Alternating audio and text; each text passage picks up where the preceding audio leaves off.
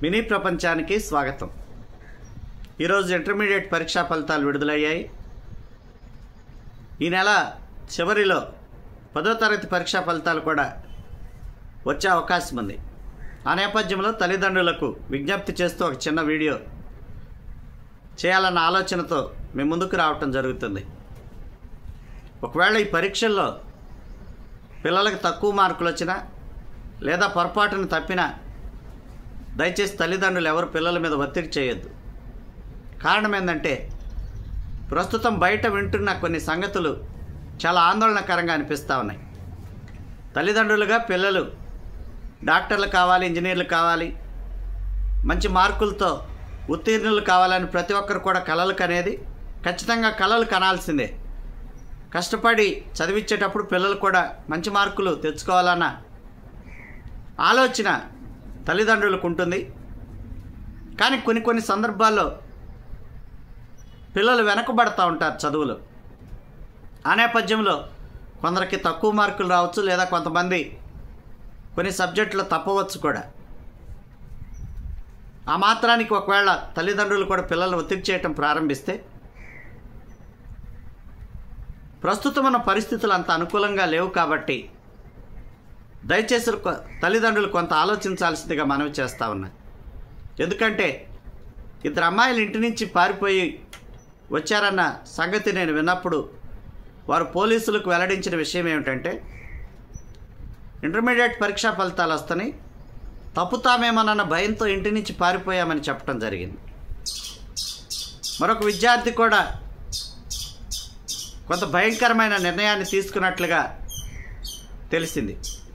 కాబట్టి తల్లిదండ్రులు దయచేసి పిల్లల విషయంలో ప్రస్తుతానికి వారి మీద ఒత్తిడి లేకుండా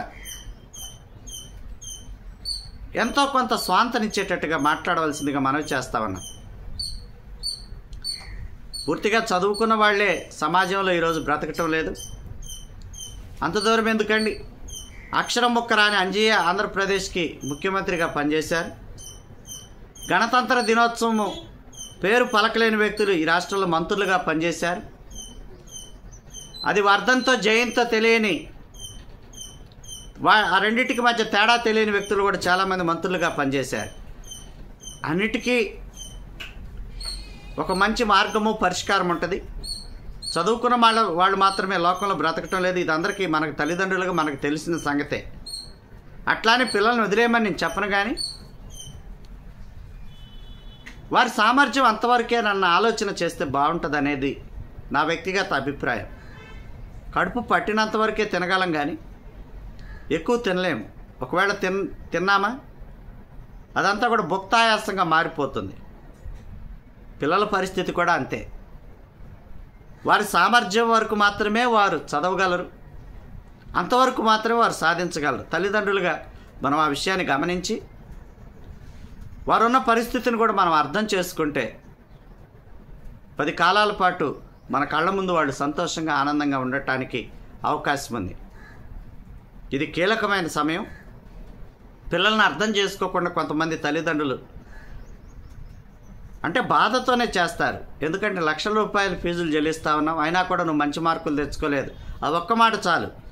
ఇటువంటి బలహీనమైన సందర్భంలో పిల్లవాడు వేరే నిర్ణయం తీసుకోవటానికి లేదా పిల్లలు వేరే నిర్ణయాలు తీసుకోవటానికి ఆ ఒక్క మాట చాలు. కాబట్టి దయచేసి తల్లిదండ్రులందరూ కూడా కొంత ఓర్పు సహనంతో ఎంతో కొంత పిల్లలకి స్వాంతన చేకూర్చేటట్లుగా, తక్కువ మార్కులు వచ్చినాయా వచ్చే సంవత్సరం ఎక్కువ మార్కులు తెచ్చుకోవటానికి ప్రయత్నించు.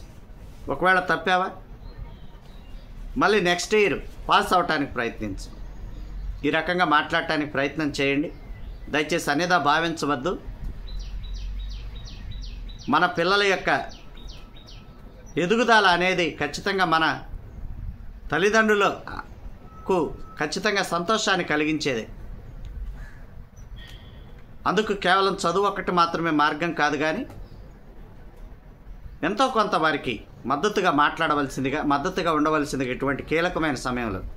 ఎందుకంటే మార్కులు తక్కువ వచ్చినాయి అని ప్రతి పిల్లవాడు ఖచ్చితంగా ఆత్మన్యూన్యతాభావానికి గురవుతారు, భయపడతా ఉంటారు. మా నాన్న ఏమంటాడు, మా అమ్మ ఏమంటుందో, ముఖ్యంగా చుట్టాలేమంటారు. ఇంకొక విషయం కూడా అండి, ఈ మార్కుల విషయంలో పక్క పిల్లలతో ఎప్పుడు కూడా దయచేసి మన పిల్లల్ని పోల్చమాకండి. మనమే, వారిది వారే, ఎక్కువ వచ్చినా తక్కువ వచ్చినా. కాబట్టి తల్లిదండ్రులు దయచేసి చిన్న విషయంలో జాగ్రత్త తీసుకొని పిల్లలు మరింత ముందుకు వెళ్ళటానికి వీలుగా ఎంతో కొంత ప్రోత్సాహం ఇచ్చినట్లయితే 10వ తరగతి తప్పిన వాళ్ళు చాలామంది ఐఏఎస్లు ఐపీఎస్లు అయిన వాళ్ళు ఉన్నారు.